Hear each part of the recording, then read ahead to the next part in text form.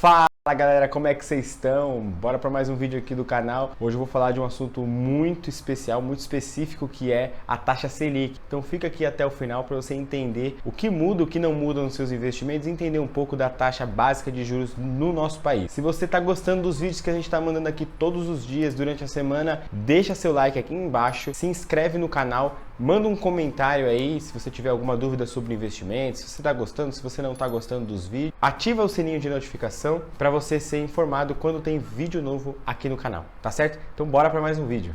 Bom, eu queria falar sobre a taxa básica de juros, que ela sofreu uma alteração nos últimos dias, foi para 3,5%. E eu queria colocar aqui alguns pontos para alertar você e deixar você bem informado sobre o que muda, o que não muda, o que é a taxa básica de juros. A taxa básica de juros, como o próprio nome já diz, né, ela permeia aí as taxas de juros dentro do nosso país, dando um norte para os bancos cobrarem de juros. Ela é determinada pelo Copom, Comitê de Políticas Monetárias do Banco Central, e a taxa de juros que a gente tinha aí por volta de 2015, ali próximo do impeachment da nossa última presidente, a Dilma Rousseff, ela estava por volta de 14, 15%, se eu não estou enganado, tá? E ela veio caindo até chegar nos 2%. Acontece que quando os investidores vêm para o nosso país para querer investir aqui, eles querem uma taxa de juros bem maior por conta do risco que eles tomam aqui. A gente sabe que dentro do nosso país a gente tem uma instabilidade política, uma instabilidade econômica, uma insegurança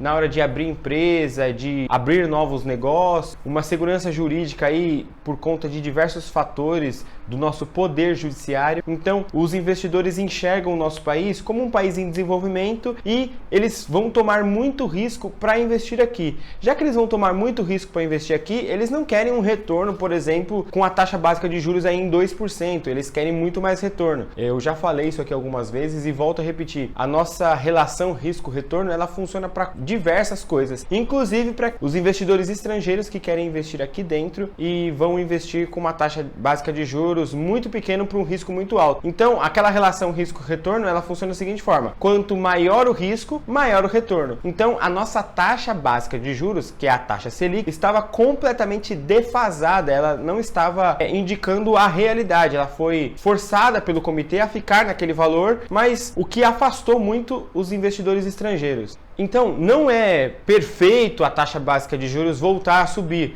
mas já que o nosso país ainda segue com algumas instabilidades, segue não fazendo algumas reformas necessárias para o nosso país, ela vai voltar para um patamar que ela deveria estar, já que a gente tem um risco muito grande, muito maior. E aí você vai me perguntar: Guilherme, mas o que isso muda dentro dos meus investimentos? O que isso muda para os investidores de forma geral? Bom, isso muda alguns investimentos básicos, como o Tesouro Selic, tesouros que são baseados pelo CDI, que o CDI ele acompanha meio que 0,10% a taxa de juros, tá? 0,10% abaixo da taxa de juros normalmente, tá? Os investimentos que são atrelados a essa taxa, ele vai continuar acompanhando essa taxa e vai continuar seguindo aí a taxa Selic. Então, para quem tinha uma conta remunerada no Nubank, por exemplo, vai aumentar um pouquinho mais a rentabilidade. Para quem tinha algum fundo de renda fixa atrelado ao CDI, algum fundo atrelado à taxa Selic, ele vai acompanhar essa taxa. Agora, para quem tem empréstimos, né, para quem tem financiamento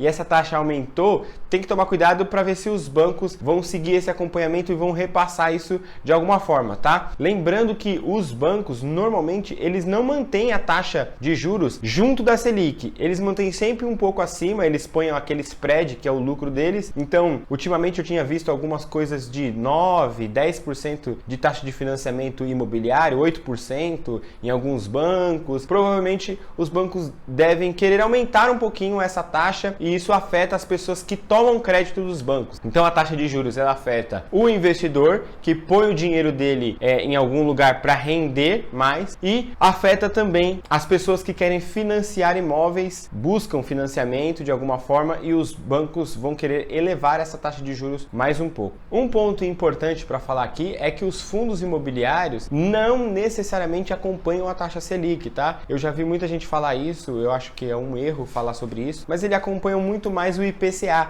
que é o Índice de Preços ao Consumidor Amplo, que é a taxa da inflação, tá? Os fundos imobiliários, eles acompanham muito mais essa taxa porque os contratos de aluguéis, eles utilizam essa taxa. Os contratos de aluguéis, eles utilizam a taxa de inflação para reajuste dos contratos, tá certo? Então, muito cuidado para quem fala que a taxa de juros vai afetar também os fundos imobiliários. Não necessariamente. Bom, eu espero que você tenha gostado desse vídeo. Eu espero que esse vídeo tenha esclarecido você, tenha ajudado você a entender melhor a taxa de juros, a taxa Selic, que houve esse aumento aí. Então, se você gostou do vídeo, comenta aqui embaixo, deixa seu comentário se você gostou, se você ainda tem alguma dúvida que não foi esclarecida nesse vídeo, e segue o nosso canal para acompanhar todos os vídeos que a gente posta aqui. É isso, muito obrigado, falou e tchau!